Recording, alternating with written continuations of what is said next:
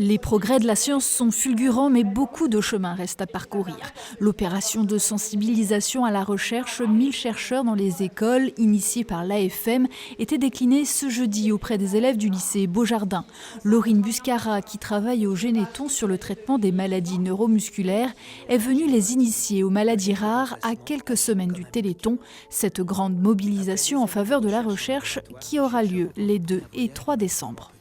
J'en ai entendu parler, mais après je ne connaissais pas plus que ça, vraiment le but, etc.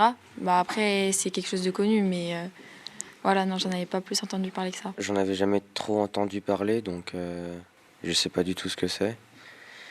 Mais je pense que je vais un peu plus m'y intéresser. J'en ai plus appris aujourd'hui, mais ça reste un peu vague, quoi. Un peu vague et pourtant des postes de chercheurs, mais surtout de techniciens ingénieurs sont nécessaires pour progresser en termes de traitement.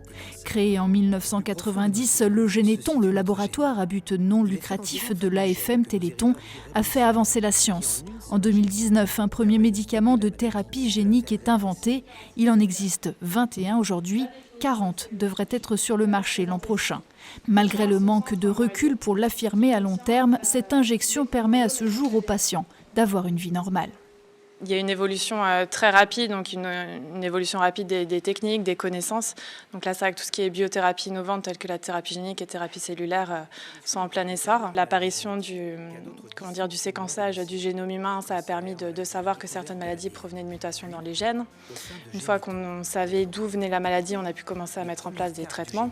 Et là, maintenant, donc, on en est à la thérapie génique, on va aller modifier l'ADN des personnes malades pour leur permettre de produire les protéines manquantes. Une révolution médicale qui en appelle d'autres et applicable en dehors des maladies rares comme les grands brûlés ou certains cancers.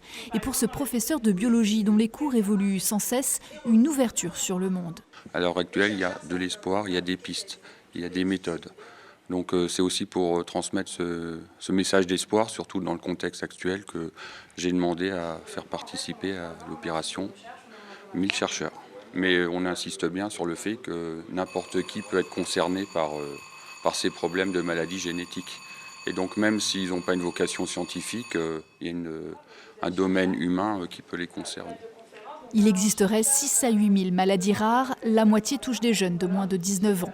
Elles concerneraient 3 millions de personnes en France, pays où les traitements de thérapie génique qui coûtent 1 million d'euros par patient est intégralement pris en charge.